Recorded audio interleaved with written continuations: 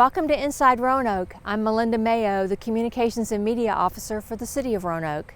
Today we're going to learn about flood sensors.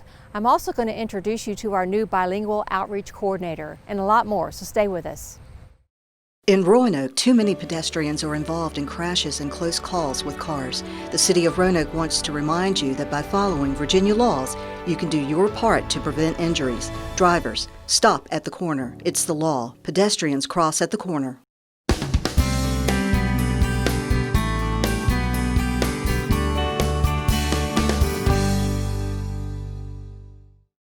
I'm talking to Jamie Clark. She's with Downtown Roanoke Incorporated. Jamie, we're here at Wells Fargo Plaza. The Christmas tree is behind us. Talk about this year's tree lighting and how that's going to be different. Yeah, so we've made some changes this year with everything going on. The tree will be lit on the 24th of November, which is a little bit earlier than normal. It will be broadcast live on WDBJ7. We are asking the public to tune in there live and watch the tree lighting instead of coming down here, which we normally do. But other than that, the tree will be down here throughout the entirety of the season to come down and enjoy with your family. So traditionally we have Dickens of a Christmas during December, and we're going to do it differently this year because of COVID. Talk about what you all are planning. Yeah, so we heard pretty clearly from many conversations with our downtown businesses that they needed us to do something for Dickens. Obviously, it's been a really hard year for everybody, and downtown Roanoke is not immune to that. Right. So, they let us know that they really need us to do something that drives people to come down here to shop and dine during the holidays.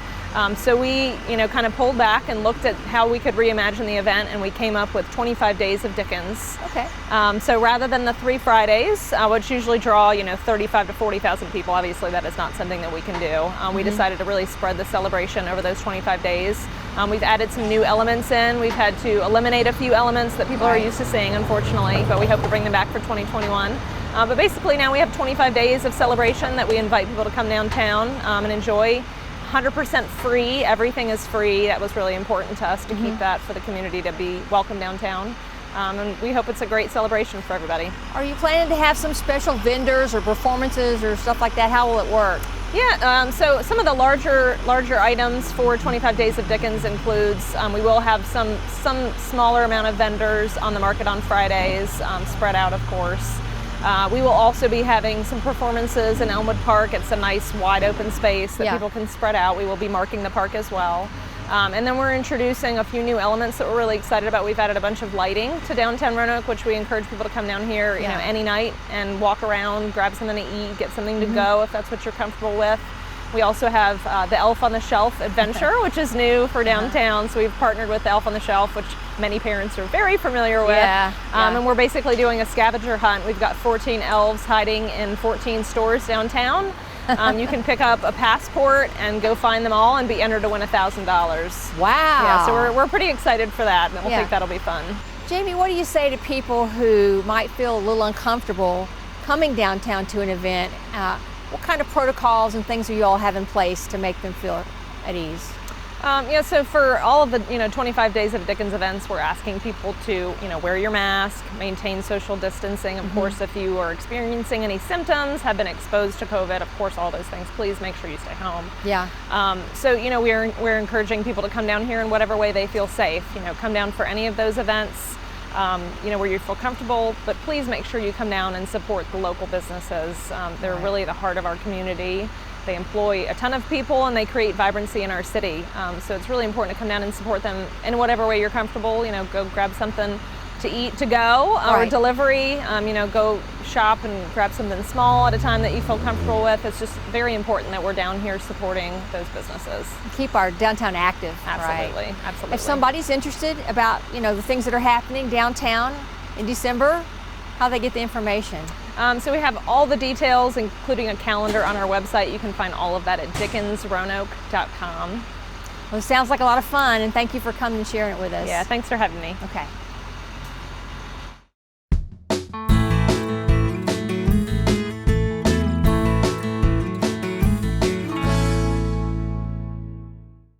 I'm talking to Katie Hedrick, and Katie is our bilingual outreach coordinator for the city. Katie, first of all, welcome to the city because you're kind of new. I am. We wanted to share a little bit about your background. Tell us about you. Sure. I'm from Roanoke. I grew up here. My family is all here.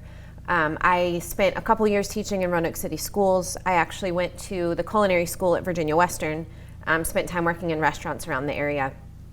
I actually have a small nonprofit and was planning to spend the majority of the year in Nicaragua, working with women and children down there. But because of the COVID situation, I ended up back in Roanoke sooner than expected. So I initially started off volunteering with the health department, doing contact tracing, primarily with Spanish-speaking families, which kind of one thing led to another, and I ended up applying for this position and got it. I love being in the culture of the Spanish-speaking families, getting to know them. I worked with their families and their children a lot when I was teaching. So that's just kind of what led to me being in this position. Well, and it's a very valuable, something we really need. So tell us, what are some ways you're hoping to be able to connect with our citizens who don't speak English? So far, a lot of it has been just coordinating with other organizations that are already working with these families. The Department of Health has done a really good job making sure that resources and information are available to Spanish-speaking families. I've also worked a lot with Casa Latina, which is really just a community center for Hispanics in our area. So I've worked a lot with them doing information sessions and outreach. We did a Facebook Live question and answer session to try to make sure concerns that these families had or misunderstandings were cleared up and that kind of thing. We've been working in some of the local apartment complexes and housing development areas where there's a high Latino population, just providing resources and information, helping them to understand what the risks are, the best way to protect themselves against the virus, resources that are available if they are sick and can't work and they're struggling financially, can't get food, need childcare, all those kinds of things. Just making sure they're aware of the resources that are available to them. Yeah, that was my next question, was going to say, what kinds of information do they need to have that we feel like they're not getting? Right. So you mentioned COVID, anything? Right. And I think a lot of it, there's a lot of information out right now, whether it's from CDC or the local health department or whatever, but making sure that that information is accessible to these families that may not read and or speak English, making sure that they also have access to those resources. And I think helping them understand not only how to protect themselves physically against the pandemic, but also helping them with mental health, with financial resources, if they need help with utilities, because it's a weird time for everyone. Kids are not in school like they normally are. Families maybe aren't able to gather together, or churches, sporting events, all of those kinds of things have been impacted. So helping them to understand, we want you to be healthy physically, and we want to make sure that you understand those risks and those precautions, but we also want to make sure that spiritually, mentally, emotionally, you're okay in that way as well. So making sure that they understand their resources available for that and connecting them with the organizations that provide those kinds of services as well. Katie, why do you think it's so important to make these connections? We have in Roanoke, I should have looked up the numbers, but I think it's between a 9 and 10% Spanish-speaking population, which isn't a huge majority of our population, but specifically in regards to COVID, they've had about 25% of the reported cases. So it is definitely, the virus in particular is disproportionately affecting that portion of our population. Right. So I think in that regard, it's really important that we're reaching them with that information. But I think just helping them understand they are part of our community, whether we're in a time of pandemic or not. Roanoke is very much a welcoming community, and I know that's something the city has been working towards presenting and publicizing and all of that, but helping these families to understand you're part of us too, and we don't want you to feel isolated or misinformed or misunderstood or any of those things. So I think connecting with those families to help them understand the city is here to help, we're here to serve you and make sure you're safe and healthy and have all of the things that you need as a part of our community, not just an isolated segment of the population. Anything else you'd like to add that we haven't mentioned about the position or about even just your role? Right. I think it's important to note that I'm not coming in and just building everything from the ground up. There are so many organizations in Roanoke that have already been reaching this part of the population. I mentioned Casa Latina. I know there are a lot of churches and partnerships with schools and those kinds of things that are already doing really great work. So I think it's important to note that Roanoke has been involved in this long before I came on the job, helping specifically the Spanish-speaking families understand you are cared for, we do want to help.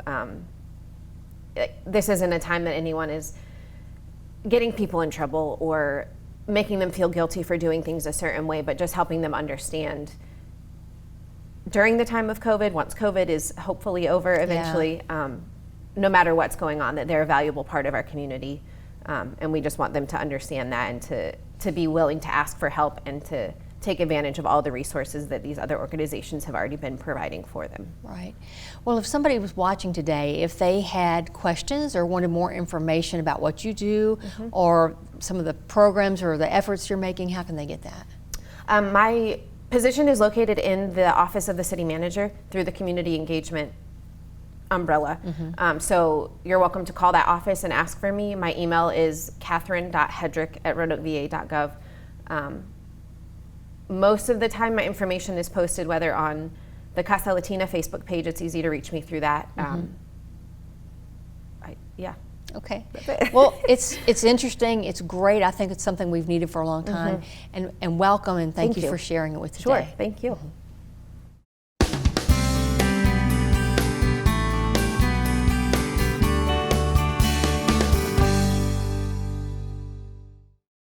My guest is Marcus Aguilar, and he's with the Stormwater Division.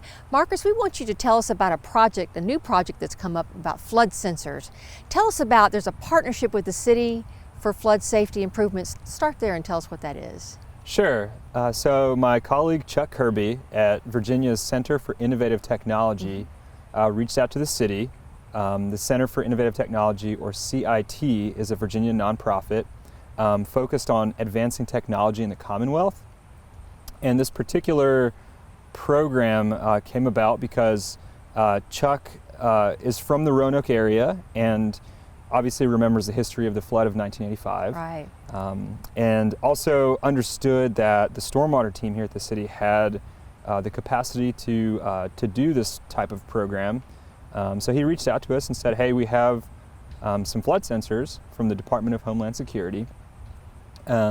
Would you guys be interested in working with CIT on this project? And it's really something that I'm interested in, technically and professionally. So when he invited us to participate, it was sort of an easy yes for me. So why is Roanoke a good candidate for this project? Sure. So part of it is the flooding issues that we have in the valley, and then the other part of it is that there needs to be some technical capabilities on the staff.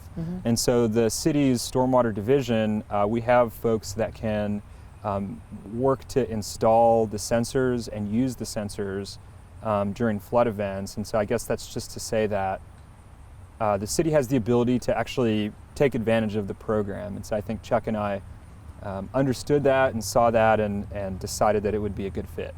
So for people who don't really know, tell us what a flood sensor is. I mean, how does it work? Describe that to us. Sure, that's a good question. So a flood sensor, or at least the one that we recently installed here in the city, it measures the depth of water in a stream and reports it to the internet using a wireless connection similar to what's on your cell phone. So that means that I can get on my computer and look at how deep water is in Peters Creek at any given time.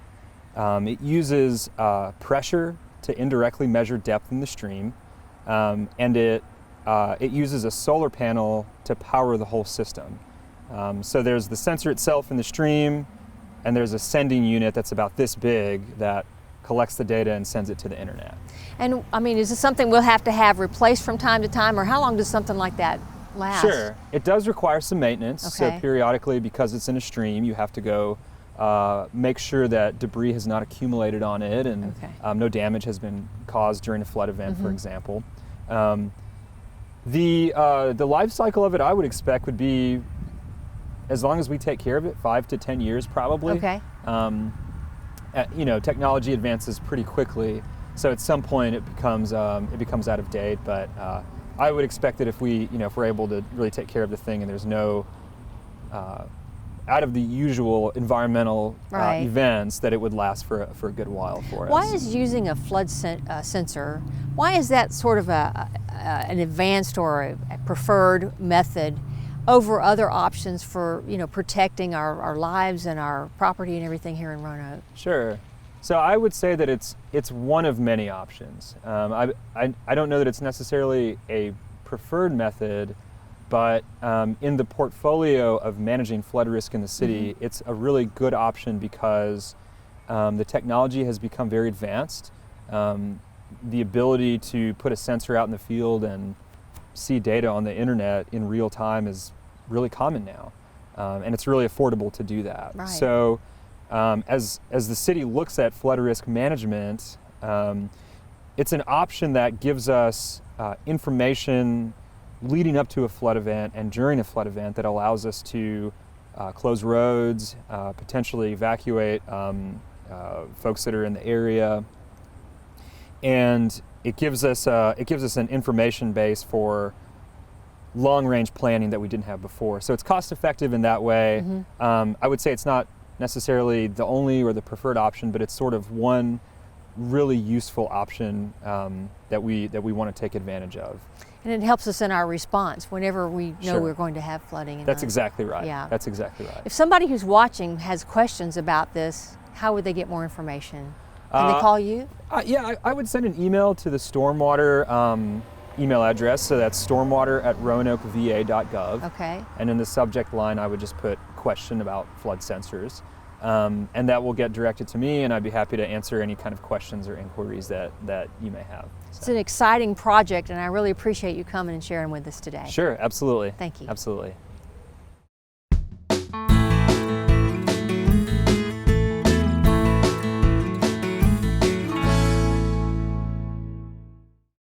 My guest is Nell Boyle, and Nell is the Sustainability Outreach Coordinator for the City of Roanoke. Nell, we want to talk today about the CPACE program. Start by telling us what that is. CPACE is a special financing tool, and it's used for green buildings on new construction and existing construction. So if you make green building improvements, you can have that financed through the PACE mechanism. So the kind of things that might include would be high efficiency energy, high efficiency HVAC and mechanical systems, energy efficiency windows and doors, water saving improvements, LED lighting changes, and also, Melinda, in the last few years they added another clause to the CPACE program, and that's got to do with resiliency changes. Okay. So resiliency changes are the things that we might want to do. For instance, in Roanoke, one of the things that might happen to us that would set us back and be a problem would be flooding. So the Resiliency Fund would take care of anything that would prevent flooding or help a building come back up to speed and get back operational after a flood. So for instance, a lot of mechanical systems are in the basement. If you have a flood, that's an area that's likely to have damage. So what the PACE funds would do would take those mechanical systems out of the basement and put them on a higher floor. And that way they don't get affected by the flood. So that's another way that the funds can be used. It is important to recognize, though, that the city doesn't actually loan the money. Okay. We just do the processes that allow for the program to exist in the Roanoke area. So it's really different than just a commercial loan that you might get for improvements to your house. This is focused on environmental things? Yes, exactly. So it's just green building improvements, mostly energy efficiency, and even renewable energy can be in there as well. So a commercial loan would pay for a portion of whatever that project is, but just those green building items is what the CPACE program will pay for. Okay. Who's eligible to get a CPACE loan? Businesses and nonprofits, churches, schools. It is not a residential program, so that's one of the areas where we know that, you know, that's a different PACE program that we haven't instituted in the community yet. But pretty much every other business, large, small, it's very attractive for nonprofits. It's very favorable to small business. So somebody who's listening today and who's interested, how would they go about applying for something like that? Well, what they do is they would reach out to, we're going to have a program administrator. So they, first of all, they could call our economic development department or they could call me directly. But there's going to be a program administrator that'll really run this for us, and we're in that process right now of selecting that candidate. Okay. So how do you think this funding, how does it benefit the loan, how does it benefit the people who live here, the community? It's a great economic development tool. In those areas where PACE has been working for several years, Yeah. they really, once people catch on to how you can sort of stack that with your commercial loan, it's really very favorable. There's a couple of things that the PACE loan does that's different from a commercial loan. One thing is it'll pay for 100% of all green improvements with no money down. Oh. So that's a big deal. Yeah. Yeah.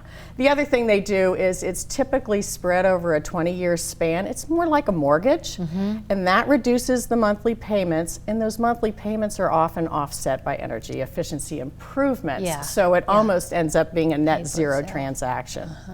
And the third thing, and this is really the important part of PACE, the PACE loan debt resides with the property and not on the owner's balance sheet. So the good thing about that is it frees up capital for developers, but also if you decide to sell that property and there's a balance on the property or on the loan, you can sell the loan with the property. So you can move it, they call it running with the land. You can move it with the property. Yeah. So there's a lot of flexibility in this loan. And when we talk about that, that special assessment that allows it to sit on the property, Yeah. there's actually a special assessment lien that the city allows, and that's the city's role in this process. okay. Is we take that lien on, the owner voluntarily commits to that, and that's what allows us to keep that on the property and off the balance sheet of the owner. So that's the really desirable thing about a PACE loan. Well, how does offering a PACE loan to, like you said, to the businesses and folks like that, how does that actually line up with our own goal as a city to support environmental stewardship, and talk about that a little? Well, first of all, it's a super exciting economic development tool. We've already had several calls for people who were interested in looking at it because it promotes green building. And so all of those buildings are using less energy, taking care of, protecting our resources, and has a lighter footprint. Yeah. So we love all that because it's clean air, clean water, and promotes, conservation the way that we support. So it's a wonderful tool for that. So A, it builds the economic development, and B, it helps the environment, and C, it raises the property value in the areas that it's at because you're able to put so much more into a building than you would with traditional financing. Well, if somebody's watching and they want more information, how can they get it? They can call me at 853-5430, Nell Boyle, or they can reach out to me at nell.boyle@roanokeva.gov. It's a very exciting program. Thank you for sharing it with us. Thank you. Okay.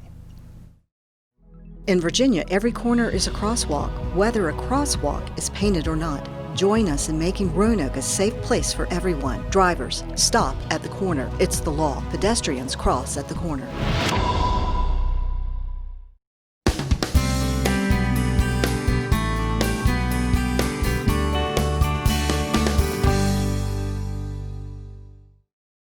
My guest is Sheila Umberger. Sheila is the director of Roanoke Public Libraries. Sheila, we've won another award, the Pacesetter Award, and remind our viewers what that is and why we won. Well, we're very excited about the Pacesetter. Basically, they're the awards they give in between the years that they give All-America City Award. So it's Okay. a national award.